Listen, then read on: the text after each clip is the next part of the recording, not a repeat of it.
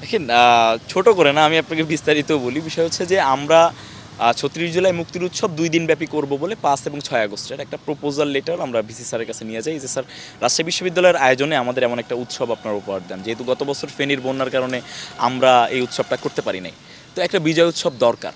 এটা জুলাইকে এস্টাবলিশ করার জন্য হইলেও, দেখেন ৭১-এর ন্যারেটিভ নিজেদের দিকে ধারণ করার জন্য হইলেও আওয়ামী লীগ হাজার হাজার কোটি টাকা খরচ করছে, কিন্তু তাদের দিকে ন্যারেটিভ দাঁড়া করেছে। এখনও পর্যন্ত মুক্তিযুদ্ধের যেই ন্যারেটিভ দাঁড়া করায় রাখছে, সেই ন্যারেটিভের বাইরে এন্টি ন্যারেটিভ কিন্তু কেউই দাঁড়া করাইতে পারে নাই।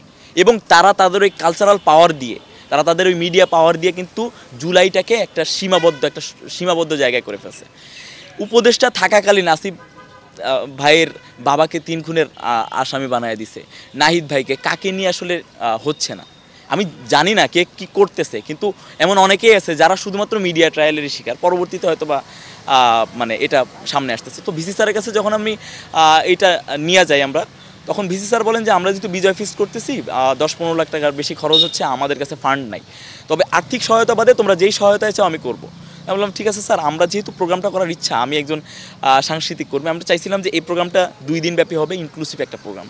এখানে ইসলামিকদের একটা স্লট থাকবে, ইসলামিক ভালো একজন শিল্পী আসবে, ফোক থাকবে, কাওয়ালি থাকবে, র্যাপ থাকবে, রক থাকবে, সব কিছু। যেহেতু এই জুলাইতে মাদ্রাসা শিক্ষার্থীদের যেমন অবদান ছিল, বামপাড়ার ভাই বোনদেরও যেমন অবদান ছিল, আমরা চাই না মানে আমরা একসাথে তো আন্দোলন করছিলাম, তো চাই যে এক মঞ্চটাই একটা মানে ভালো কোনো ব্যারিয়ার ছাড়াই একটা উৎসব হোক। তো ওখানে আমরা অনেকগুলো ব্যান্ড ধরছিলাম বা অনেক ইয়ে ছিল, তো স্যারকে আমরা বেছে ১৮-১৯টা বা ২১টার মতো প্রপোজাল আমরা রেডি করে স্যারের কাছে যাই যে স্যার আপনি একটু রেকমেন্ড করে দেন, আমরা এটা নিয়ে আমরা হেড অফিসে যাব ঢাকাতে। এখন ঢাকাতে আমাকে না চেনাটাই খুবই স্বাভাবিক ব্যাপার। আর রাজশাহীতে কোনো প্রতিষ্ঠানে গেলে হয়তো বা বলতে পারতো যে হয় এটা জোরপূর্বক হয়েছে। তো আমরা অফিসিয়ালি তাদের শিডিউল নিয়ে তাদেরকে অ্যাপ্রোচ করি। ১৮টা বা ১৯টার মতো প্রতিষ্ঠানে যাওয়ার সুযোগ হয়েছে, কারণ এর মাঝখানে আবার আমার আমি ডেঙ্গুতে আক্রান্ত হই। আর তো ব্যাঙ্কগুলোতে যখন যাই, ব্যাংক থেকে জুলাই স্মৃতি ফাউন্ডেশনকে একটা বড় অ্যামাউন্ট দেওয়া হয়, যার কারণে ব্যাংক আমাদেরকে রিজেক্ট করে। এবং প্রাইভেট যে কোম্পানিগুলোতেও গেছি, তারা বিভিন্ন কজ দেখায় রিজেক্ট করে। এবং গতকাল আমরা ৩টা প্রতিষ্ঠান থেকে রিজেক্ট হই শুধুমাত্র এই মিডিয়া ট্রায়ালটার কারণে। মানে এই প্রোগ্রামটা হইতে দিবে না। আমি একজন সাংস্কৃতিক কর্মী হিসেবে আমি চাই যে এই ক্যাম্পাসে, আমি আগেও বলছি যে সাংস্কৃতিক কেন্দ্র গড়ে উঠে ক্যাম্পাসের জায়গায় জায়গায়, তাহলে আধিপত্যবাদী শক্তি, পেশিবাদী শক্তি এই সুযোগটা পাবে না যে তাদের আধিপত্য বিস্তার করার।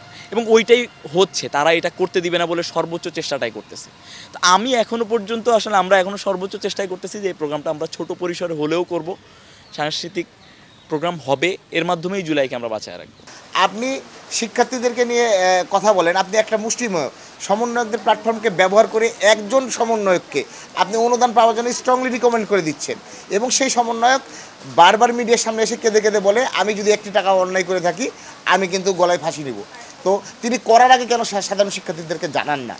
এই যে একটা ব্লেম গেম চলছে, একটা লুকোচুরি চলছে, এবং সমন্বয়ক বনাম সাধারণ শিক্ষার্থী, রাজনৈতিক সংগঠন বনাম অন্যান্য রাজনৈতিক সংগঠন, এই যে একটা ডিভাইড অ্যান্ড রুল, এই জিনিসটা প্রশাসন সবথেকে বেশি প্রতিস্থাপন করার চেষ্টা করছে। এটাকে নিয়ে বিভিন্ন পত্রপত্রিকা বলি, অনলাইন মিডিয়াতে যে কথাগুলো আসছে সেটা আসতে পারে, কিন্তু আমার মনে হয় বিশ্ববিদ্যালয় প্রশাসনের পক্ষ থেকে যেহেতু ভাইস চ্যান্সেলর স্যার এটা রিকমেন্ড করেছে, সেটা উনি ক্ল্যারিফিকেশন দিয়েছে। এবং এটা নিশ্চিত, আপনি নিজেও জানেন যে এই ক্যাম্পাসে কোনো অনুষ্ঠান যদি হয়, কোনো অনুষ্ঠান স্পন্সরবিহীন কোনো অনুষ্ঠান হয় না। আমরাও কিন্তু বিভিন্ন সময় শিক্ষার্থীরা আছে, স্যার আমরা ওইখান থেকে কিছু করতে আপনি একটু রিকমেন্ড করেন, এটা কিন্তু করা হয়।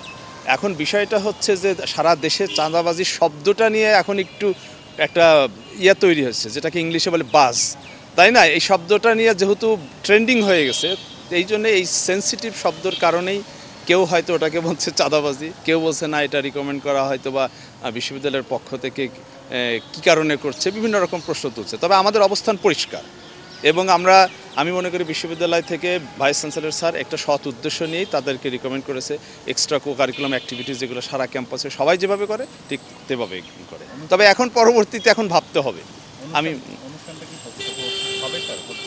এখন পর্যন্ত আমি বলেছিলাম যে সালাউদ্দিন আমাদের এখানে আমার জন্য মানে নিরাপত্তার বিষয় নিয়ে আমাকে চিঠি দিয়েছিল, আমি বলছিলাম যে যত দ্রুত সম্ভব ৩১ তারিখের মধ্যে তুমি আমাকে জানাও, কনফার্ম করো, তাহলে আমার প্রচুর কাজ থাকে এ রিলেটেড নিরাপত্তার জন্য। পুলিশ প্রশাসন, বিএনসিসি, রোভার স্কাউট, গোয়েন্দা সবার সঙ্গে এগুলো নিয়ে কাজ করতে হয়। তো আজ পর্যন্ত আমি এখন পর্যন্ত আজকে সকাল পর্যন্ত কোনো কনফার্মেশন আমি পাইনি ওর কাছ থেকে যে আসলে আদৌ হবে কি হবে না। এটা তো একান্তই ওদের আমাদের প্রোগ্রাম যেগুলো সেট করা আছে, জুলাই র্যালি, ছাত্র জনতার বিজয় র্যালি, এগুলো হবে।